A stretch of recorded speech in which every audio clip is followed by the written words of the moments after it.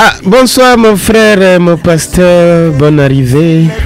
Bonsoir, cher grand vétéran. En tout cas, c'est pas moi qui suis vétéran, c'est vous. Puissant chant de l'éternel. Parce que vous êtes les grands frères dans le domaine, on vous connaissez déjà depuis sur les camps. Camps, je ne sais pas si vous comprenez, les grandes conventions. Les conventions et tout. Voilà, on vous avait déjà découvert sur les lieux. Surtout avec la reprise des chansons comme Hadomi Jinadevi Metahome. Yaira Plejijo Sima Uchonami Egbea. Alléluia. Bon, avec des chants comme ça. Et quand vous avez repris, ça nous a rappelé un peu l'enfance. Ah, vraiment. Hein? Quand Assemblée de Dieu, dans le temps, c'était pas facile. Ah oui, AD vraiment dans le temps. C'était quelque chose. C'était quelque chose. C'est pas comme aujourd'hui où les gens sont accrochés au téléphone. Ah ouais, tellement. Avant, il n'y avait pas ça. Ce qu'on avait, c'est la joie qu'on retrouvait en retrouvant les frères à l'église, avec les missionnettes et tout le reste. Oui, les missionnettes, les Royal Rangers. Voilà, les Royal Rangers c'est venu après. Exactement. On avait d'abord commencé avec les missionnettes, surtout dans les villages là. C'est les missionnettes. C'est à Lomé que je suis venu découvrir Royal Rangers après. David M.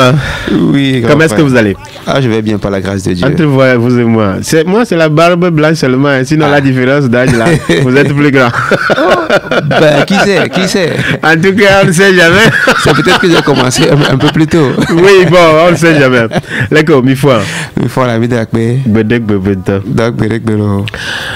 David M a commencé depuis longtemps. Il chantait surtout avec le groupe de Agoué. Oui, les merveilles de Jéhovah Shalom à des Agoué Niveau Centre. Et il était toujours dans les conventions avec la chante travaillant à vie et tout le reste. Bien sûr.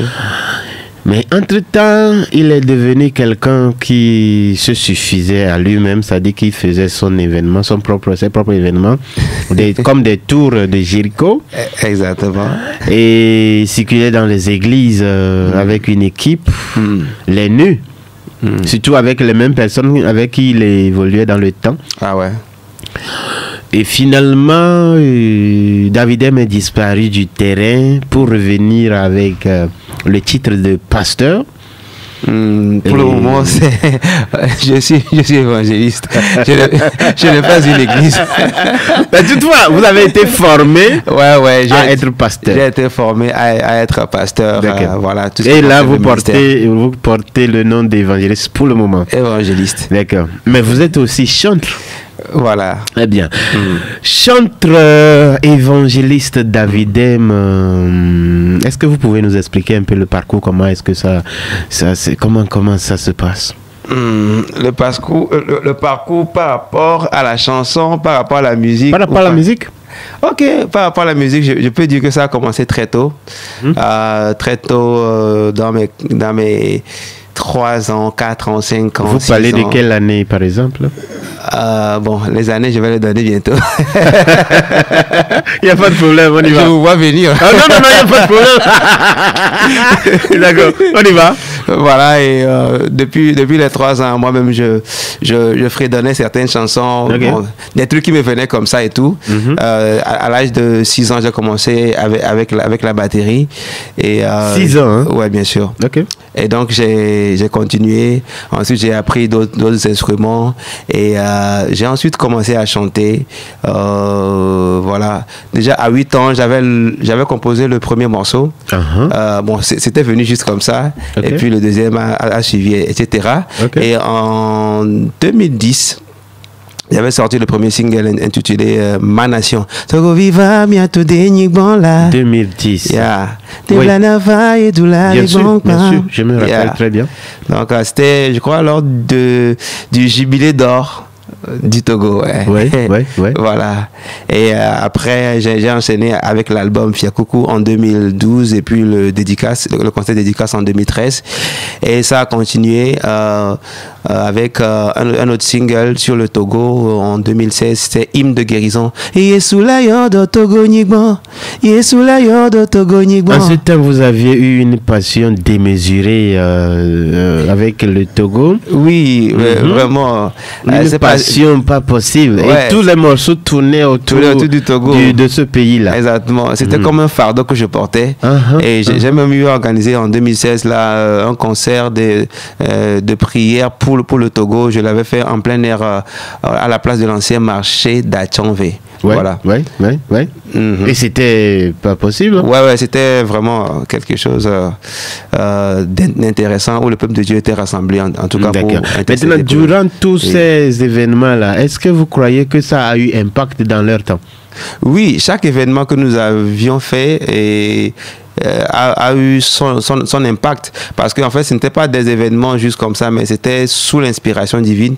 Et à chaque fois il y avait quand même des signes qui démontraient que le Seigneur était avec nous. Et voilà, on avait continué aussi avec en 2007 avec la nuit de la restauration. On parcourait différents lieux où on prenait toute une nuit et on adorait, on chantait, il y avait les délivrances, les guérisons, le Seigneur se manifestait puissamment. On a ensuite continué avec les breakthroughs time, c'était des après-midi, des dimanches comme ça, où on parcourait des églises, on faisait